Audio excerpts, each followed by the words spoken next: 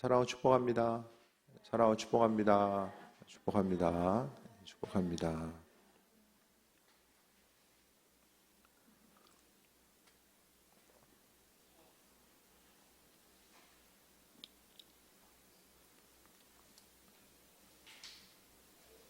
세상을 살아감에 있어서 가장 의미 있고 가치 있는 일이 뭘까를 좀 생각을 해봐야 합니다. 우리가 하루하루 살아감에 있어서 창조주 하나님의 일하심과 인도하심, 그러니까 하나님께서 살아 계시다라는 사실을 또 전제로 해서 우리가 삶을 살아가게 되는데, 주님이 아니면 우리가 인생을 산다는 것 자체가 정말 너무나도 또 허망하고 허무할 수밖에 없다라는 사실을 또 보게 됩니다. 그래서 우리가 하루하루 삶에 있어서 그냥 시간의 흐름 앞에 내 몸을 맡기고 사는 것이 아니라 정말 이 땅 가운데서 가치 있고 의미 있는 삶을 어떻게 살아갈 수 있을까, 이런 부분을 바라봤을 때에 성경 자체 시편 기자는 우리 인생 가운데 가장 의미 있고 가치 있는 일이 바로 하나님을 찬양하고 높이는 것임에 대해서 말씀합니다. 가끔 좀 옛날 사진 보세요. 한 5년 전 사진 찍어놓은 거 딱 보세요. 그러면은 어떻게 되겠죠? 딴 사람이에요, 딴 사람. 그죠? 남의 사진 말고 내 사진 봐요. 핸드폰 다 이렇게 뒤져보거나, 예? 사진 한번 보세요. 모르겠으면 그 밴드 사진 거기 그 앨범이 있거든요. 그거 뒤져보면 5년 전 사진 보면 깜짝 놀란다니까. 이분 누구지?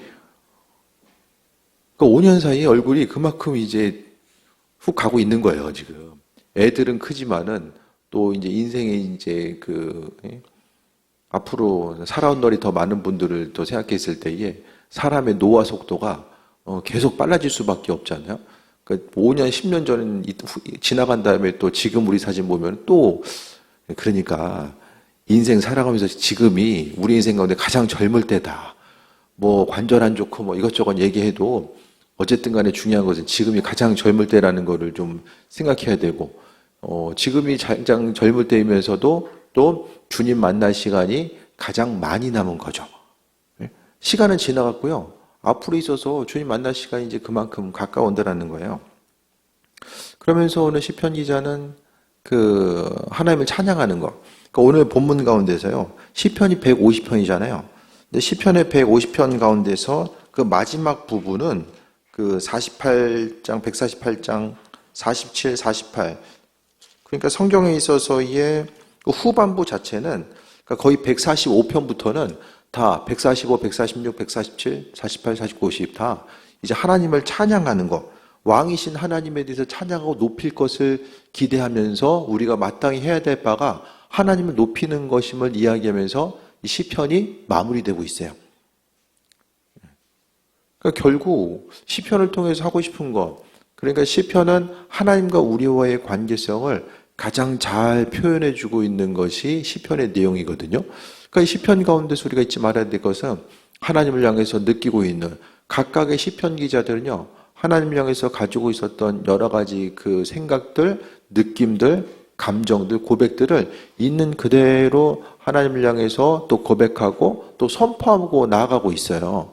그러니까 우리가 삶을 살아감에 있어서 하나님을 가장 마음의 깊은 곳으로부터 경험하고 또 그분의 살아계심과 인도하심을 또 기억하고 또 우리가 입술로 선포해야 되는 것이 이 땅 가운데 우리가 해야 될 가장 중요한 일들 중에 하나임을 또 말씀하고 있습니다. 그래서 오늘 시편은 모든 만물은 찬양해라.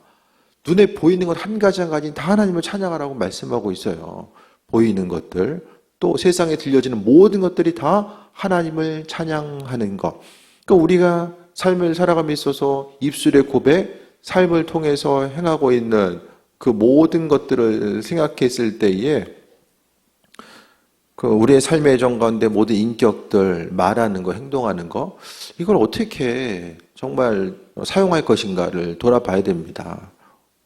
지난번에 한번 수영장에서 그 싸우고 있는 분 얘기 들었잖아요. 이번에 가서 놀랍게 한 사실. 계속 싸웠나 봐요. 계속. 맨날 오나 봐요. 계속 싸워. 그래서 제가 나올 때쯤 하면은 이제 소리가 들리기 시작을 해. 이제. 그분은 불만을 표출하고 다른 분에 있어서는 아니 그렇게 세게 얘기하면 어떡하냐. 또 어르신들도 계신데 살살 얘기해야지. 그러면서 이제 좀 민원이 거의 폭발해 나가는 이분 그냥 두면 안 된다. 주변 사람들이 많이 걱정을 이제 하는 거기까지 온 거야. 그래서 이 볼 때마다 참 인생 살아옴에 있어서 어려움이 많이 있겠구나라는 생각을 좀 하고 있고 그러니까 주님께서 허락하신 이 입을 갖다가 어떻게 사용할 것이냐. 말을 하면 할수록 주변에 있어서 이 분쟁을 만들어서 들끓게 만드는 이게 아니라 우리 입술의 고백을 통해서 정말 우리가 해야 될 것이 할 말 여러 가지가 있겠지만은 어떻게 말을 우리가 좀 영양가 있는 말을 많이 합니까? 쓸데없는 말을 많이 합니까? 생각했을 때에 영양가 있게 말했다라고 하지만은 뒤를 돌아봤을 때에 쓸데없는 말 한 것이 훨씬 더 많았음을 보게 되잖아요. 그러니까 인생 돌아봤을 때에 나타난 결과들을 통해 보게 되면 그 얘기 굳이 뭐 하나 안 하나 별 영향가 없었는데 괜히 해가지고 문제 만들고 그런 경험들이 우리가 또 많이 있잖아요. 하지만 우리 입술을 통해서 해야 될 것이 하나님을 높이는 거, 하나님을 찬양하고 높은 데서 하나님을 찬양할지어다. 그러니까 우리가 입술을 통해서 가장 할 수 있는 최고의 헌신은 하나님을 찬양하는 것. 그 입술을 가지고 가장 영양가 있게 사용할 수 있는 것은 하나님을 찬양하는 것임을 말씀하고 있어요. 그래서 교회에서뿐만 아니라 곳곳에서 우리가 속해 있는 곳에 하나님을 찬양해야 되는데 1절 보면 할렐루야 하늘에서 여호와를 찬양하며 높은 데서 그를 찬양할지어다. 하늘에서도 찬양을 해야 돼. 모든 천사에 찬양하며 모든 군대여 그를 찬양할지어다. 그 계시록 보면은 천국의 모습이 나오고요. 구약에서는 천국의 모습이 구체적으로 그려지는 것이 에스겔서잖아요. 천국에서의 모습을 보면 이 천사들 또 하나님의 사자들이 뭘 하고 있습니까? 하나님을 찬양하고 노래하고 그분을 높이고 있어요.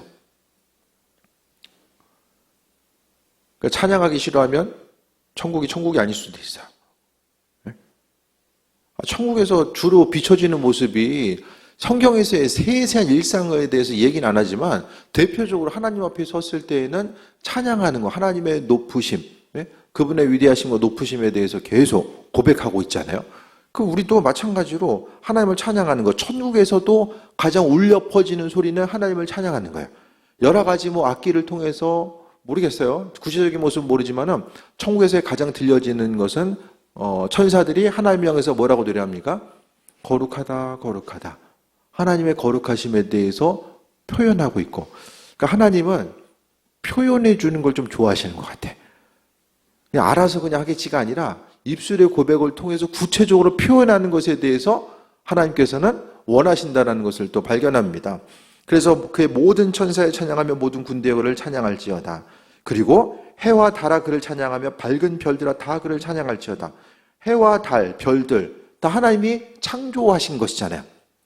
해와 달을 창조했다는 건 뭘 이야기합니까? 해달 별이라는 것은 하나님께서 단순히 그냥 뭐 세상의 빛을 비추시기 위해서만 점으로서 찍어놓은 게 아니잖아요. 우주의 개념을 생각했을 때에 해와 달을 또 별을 창조하셨다는 것은 온 우주 만물을 하나님께서 창조하셨다는 것에 대해서 표현하고 있고요.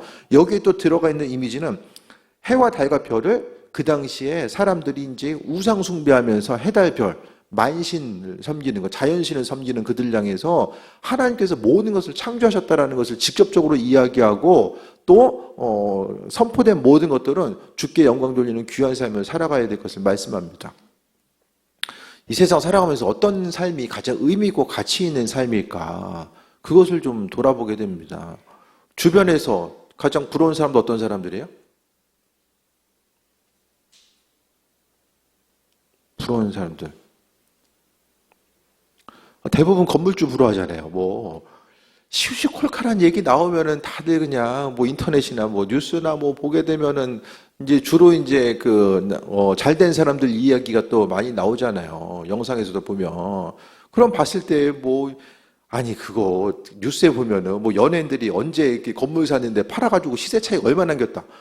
그거 왜 나오는 건지 모르겠어요 도대체. 아니 연예인들 얼마 해가지고 얼마 팔아서 뭐 건물 사가지고 얼마 남겼다는 게 궁금하세요 다들? 그게 뉴스거리가 되는지를 잘 모르겠어요. 그것도 그 사람들이 그 사생활 아니에요? 그게 어떻게 또 공개되는지를 궁금해. 그렇지 않아요? 그게 다 어떻게 노출이 될까? 네? 부동산 사고 파는 게 공사장도 아니고 어떻게 이게 노출이 되는가? 이것도 좀 궁금하긴 한데, 그렇게 하다 보니까 사람들은 볼 때마다 상대적인 박탈감을 가질 수밖에 없잖아요. 박탈감과 동시에, 야, 난 어느 세월에 이거 건물주 되냐. 이제 이것 때문에 다들 고민하게 되고. 애들도 보면은 뭐 전에는 뭐 연예인 되고 싶어요. 운동선수 되고 싶어요. 뭐 청년들 물어보면은 예? 거의 건물주로 통일되잖아요.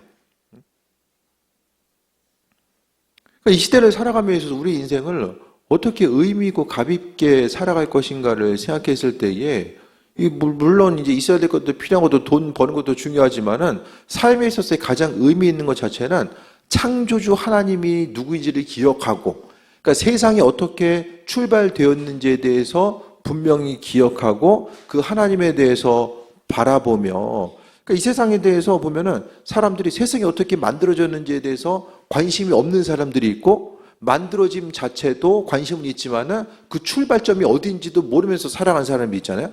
근데 신앙생활을 한다는 것은 세상의 출발이 어딘지를 알고 누구에 의해서 어떻게 만들어졌는지를 정확히 알고 그 다음에 그 알기 때문에 그 하나님에 대해서 인식하고 그분께 영광 돌리는 귀한 삶을 살아감 자체에 대해서 말씀하고 있어요.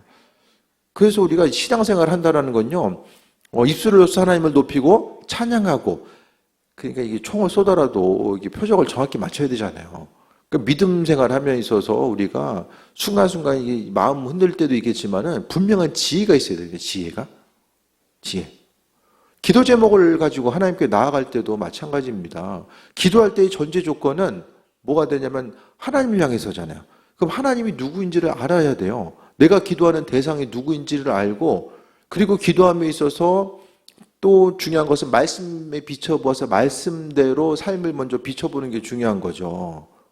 그래서 말씀을 통해서 주님 하라는 것은 하고요, 하지 말아야 되는 것은 하지 말아야만 합니다. 그게 지혜입니다. 하나님 말씀대로 살아가는 부분이 지혜입니다. 그래서 우리가 주님과의 관계성 가운데서 기도할 때도요, 다른 한쪽이 별로 중요하게 생각하지 않았는데 그거 한쪽이 막혀있기 때문에 나머지 것들이 기동됨이 안 되는 순간들도 우리의 생각보다 많이 있어요. 그래서 우리는요, 믿음 생활하면서 먼저는 기도하고 기도의 제목도 중요하지만 하나님과의 관계성, 그분을 창조주로 인식을 한다면 창조주께서 말씀하시는 바가 무엇인지를 깨달아 알고 살아가는 거죠. 예를 들어서 배 타고 어디 나가려고요. 조그만 배를 타고 나가려고요. 그럼 배를 보니까 조금씩 이제 이렇게 물이 들어오는 면이 보여요. 물 새는 데가 보여요. 그럼 노부터 젓고 나가야 돼요? 구멍부터 메꿔야 돼요? 아니면 가면서 메꿔야 돼요? 어떻게 하시겠어요? 가면서 메꿔요? 메꾸는 것부터 해야죠. 그러니까 기도도 중요한데요. 먼저는 주님 마음에 합한 삶을 사는 게 중요합니다. 주님 마음에 합한 삶을 살아가는 거. 그게 이제 그러니까 내 삶에 있어서 예배 생활이든 헌신하고 봉사하는 것이든 예물 생활이든지 간에 이것 한 가지 한 가지가 내가 창조주 하나님을 주인으로서 고백하는 삶의 행동에 대해서 이야기하거든요. 그러니까 열심히 노를 젓기 이전에 먼저 내가 하나님을 창조주로서 고백하는 삶을 살아가고 있는가. 그게 아니면은요, 하나님께서 은혜로 허락하시는 것들, 배 타고 열심히 가요. 근데 물 새가지고 가라앉잖아요. 순간적으로 뭐가 비춰지는 것 같아도요, 수고하고 열심을 향해서 나아가는 것이 이 결과로 도출될 수가 없다라는 거예요. 죽어라고 기도하는 것 같은데, 지혜가 있어줘야 돼요, 지혜가. 기도하는 방향성이 맞는가? 맞는다라고 한다면, 먼저 이제 하나님 마음에 합한 자로서의 삶을 살아가야 됩니다. 그게 먼저예요. 기도하는 것보다 먼저 이해될 것이 창조주 하나님을 그분으로서 인정하고 있는가? 그럼 창조주 하나님 인정하는 삶은요, 바로 말씀대로 살아갑니다. 하나님 말씀에 비춰보아서 맞는 것과 아닌 것에 대해서 분별하는 것에 대해서 이야기하는 거죠. 창조주 하나님 향해서 그분은 주인 되시고 찬양하고 입술의 고백을 통해서 주님께 영광 돌려요. 그 삶은 주님을 향해서 창조주 하나님을 인식하는 삶의 모습이 어떨까?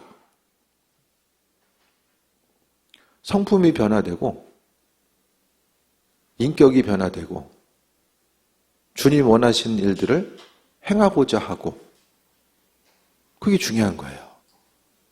그러니까 우리가 생각하기에 신앙생활하면서 주님을 향해서 행하는 모든 것들, 그러니까 말씀대로 움직이고 반응하는 거, 행함의 영역 자체가 별로 그렇게 중요하게 여기지 않거든요.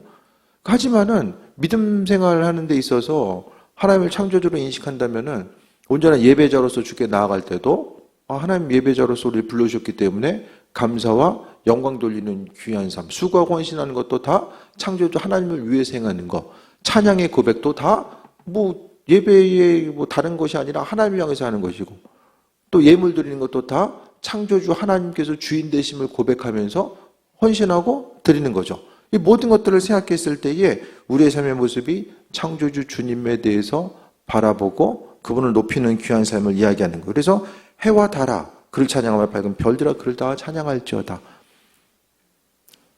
찬양하는 입술의 고백이 어떠해야 될까?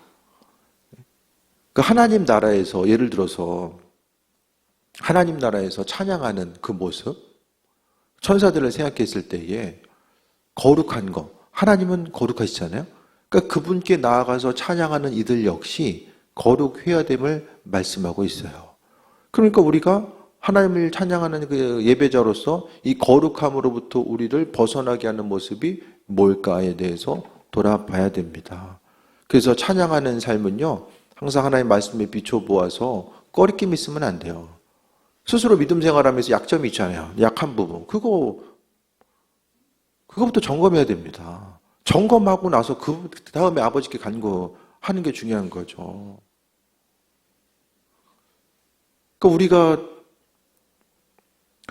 예배를 소중하게 여기지 않거나 수고하고 봉사하는 것에 대해서 날마다 부담감이 있거나 예물 드림에 있어서 주님 앞에 인색하거나 주변을 흘려보냄에 있어서 인색하거나 이 마음을 가지고 하나님을 온전히 우리가 찬양할 수 있을까? 좀 생각을 해봐야 돼요. 그러니까 행위 자체가 전부는 아닌데요. 우리의 행함 자체는 바로 하나님의 살아계심, 또 그분의 백성으로서의 삶의 고백을 증명해주는 중요한 부분이거든요. 그래서 우리가 믿음으로 살아간다는 거, 하나님을 찬양한다는 것은 여러 가지 의미성이 담겨져 있어요. 하나님을 하나님으로 인식하는 거, 또 찬양하는 것은 찬양할 만한, 그 하나님은 아무에게나 찬양을 다 받으실까? 이런 생각 안 해보세요? 찬양만 한다고 하나님 다 받으실까? 그 찬양하는 예배자, 그 성경 가운데서요, 하나님을 찬양하는 이들, 예배자들, 또 주께 영광 돌리는 이들, 그들은 구별된 자로서 삶을 살아가야 되거든요. 예를 들어서 찬양 인도자들은 구역에 보면은 제사장이 감당합니다. 평신도가 감당했던 것이 아니라 찬양 인도자는 제사장이에요. 그러니까 제사장의 의무는 하나님의 말씀대로 살아가고 죄로부터 오염으로부터 구별된 삶을 살아가는 것 자체를 또 말씀하고 있어요. 목회하는 것도 마찬가지고 설교하는 것도 설교를 좀 못해도 좀 들어줄 수는 있잖아요. 근데 일생을 통해서 맨날 죄 짓고 다니고 그럼 참, 맨날 죄 짓고 다니면서 본인이나 잘하지 왜 또 여기서 설교 이렇게 얘기하냐. 이러면 참 듣기가 힘들잖아요. 교회 가운데서도. 그러니까 하나님과의 관계성 가운데 어떤 사람의 찬양의 고백, 그것을 하나님 기뻐하실까라는 것을 좀 우리가 돌아봐야 됩니다. 그래서 주님을 찬양하고자 했을 때에 만물이 주님을 찬양하는 것. 5절 봅니다. 4절에 하늘의 하늘도 그를 찬양하며 하늘 위에 있는 물들도 그를 찬양할지어다. 이게 보면 고대에 있었던 사람들의 개념이 물이 있고 또 하늘이 있고 하늘에 하늘 위에 또 하늘이 있고 그 위에 있는 하늘에서 있는 물들이 이제 내려와서 이제 비가 되고 이런 이 당시 사람들의 이제 세계관을 또 보게 되는데요. 어쨌든 눈에 보이는 모든 것들이 다 하나님을 찬양할 것에 대해서 이야기하고 있고 5절에 그것들의 여호와 이름을 찬양하면 그가 명령하심으로 지음을 받았음이로다. 세상의 모든 것들이 다 하나님이 명령하시고 다 지음바 되었다라는 것에 대해서 말씀합니다. 이 성경에 대한 세계 가운데 봤을 때에 이름을 지어줬다는 건 주인을 이야기하는 거예요. 그러니까 하나님이 그 아담에게 이름을 지을 수 있는 은혜를 주셨잖아요. 그러니까 관리하도록 맡겨주신 것 자체를 생각했을 때에 이름을 주었다라는 것은 하나님이 그 아담을 창조하신 사람을 얼마나 귀하게 여기셨는지를 또 보게 되고 또 우리가 삶을 살아감에 있어서도 주의 뜻 가운데 주님의 이끄심과 인도하심 따라서 또 삶을 살아가고 그 이름에 합당한 자로서의 삶을 살아가는 것. 그래서 하나님의 명령에서 세상 모든 것들이 다 창조되었다라는 사실에 대해서 또 말씀하고 있습니다. 그래서 그가 또 그것들을 영원히 세우시고 폐하지 못할 명령을 정하셨도다. 이제 용들과 바다여 땅에서 여호와를 찬양하라. 불과 우박과 눈과 안개와 그의 말씀을 따르는 광풍이며 산들과 모든 작은 산과 과수와 모든 백향목, 짐승과 가축과 기는 것과 나는 새. 이 모든 거잖아요. 세상에 존재하는 모든 것들은 다 하나님을 찬양해야 된다라는 것을 말씀하고 있어요. 우리가 삶을 살아감에 있어서 정말 인생을 어떻게 하면 의미 있고 가치 있게 살아갈 수 있을까? 그것에 대해서 생각하고 또 하고 싶은 것이 있는데 못했다고 해서 아쉬움을 갖거나 또 소유하고 싶은데 가지지 못했다라고 해서 거기 중심을 두고 날마다 살아가는 것이 아니라 이 땅 가운데서의 우리의 삶은 가지지 못하는 것을 가지려고 하는 그런 어떤 치열한 경쟁 가운데서 삶을 살아가는 것이 아니라 인생 가운데서요. 제가 전에도 한번 말씀드렸지만은 화장실 하나 있는 집에서 두 개 있는 집으로 넓혀가고 두 개 있는 집에서 모르겠어요. 세 개까지 넓힐 사람은 별로 없겠지만은 이 화장실 개수 늘리다가 이제 우리의 삶이 또 이렇게 마무리될 수 있잖아요. 이 건물 하나 세우려고 하다가 인생이 건물이 우리에게 있어서 무슨 의미가 있습니까? 우리 인생의 전부를 통해 봤을 때에 그러니까 정말로 의미 있고 가치 있는 일이 무엇인지를 생각했을 때에 성경은 그러니까 성경 전체에 우리에게 지혜로운 삶이 무엇인지를 말씀해 주고 있거든요. 온전한 지혜자, 지혜로운 삶의 모습이 무엇인가 생각했을 때에 바로 지혜 있는 사람은 하나님을 찬양하는 삶. 하나님을 찬양하기 위해서는 뭐가 된다 말씀드렸어요?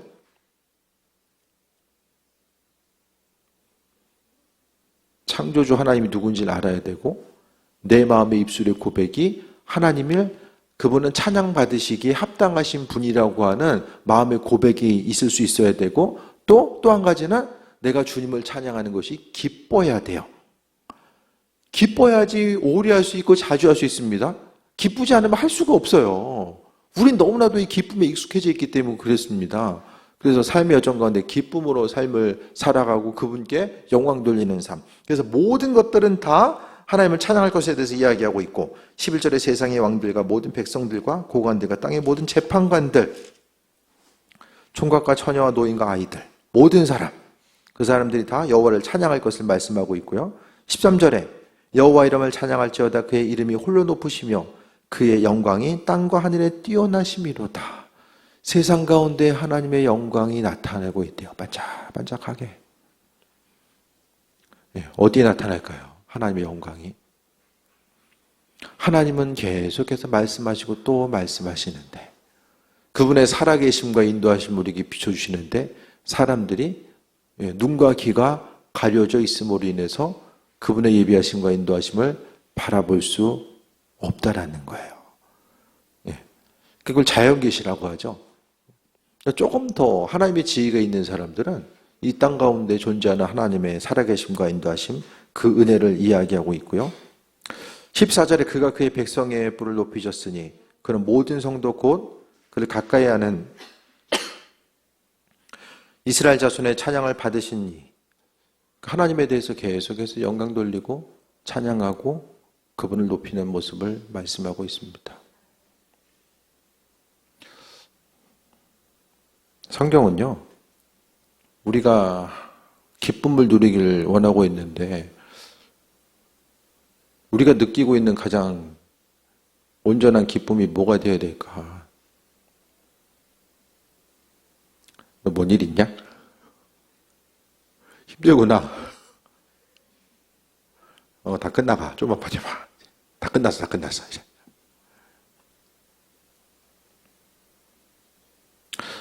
우린 보여지는 것, 들려지는 것에 익숙하잖아요.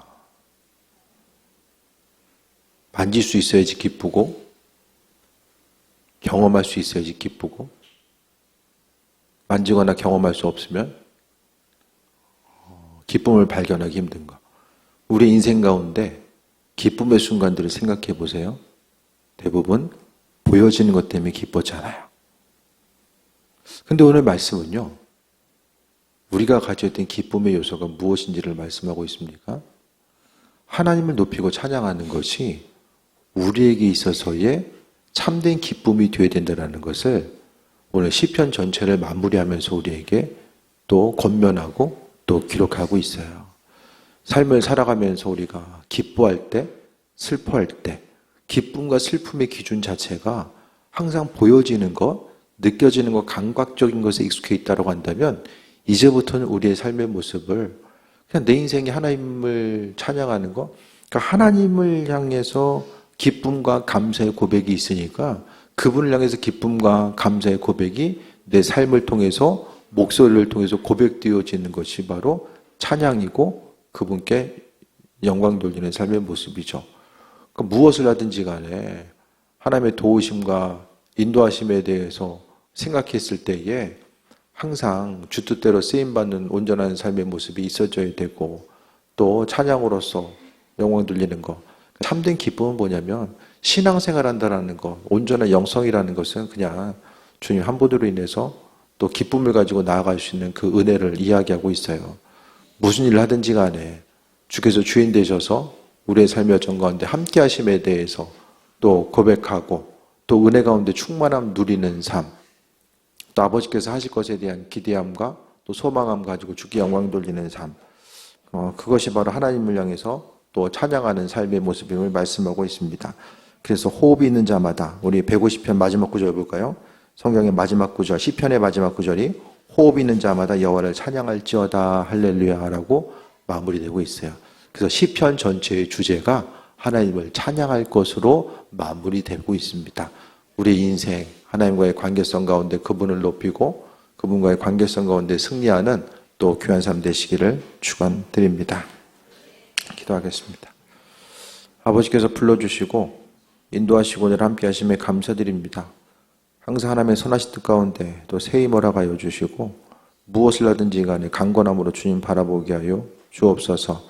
아버지께서 주인 되심에 믿음으로 승리하는 삶 살게 하시고 또 무엇보다도 하나님을 찬양하는 데 있어서 기쁨과 소망함 가지고 나아가게 하여 주옵소서.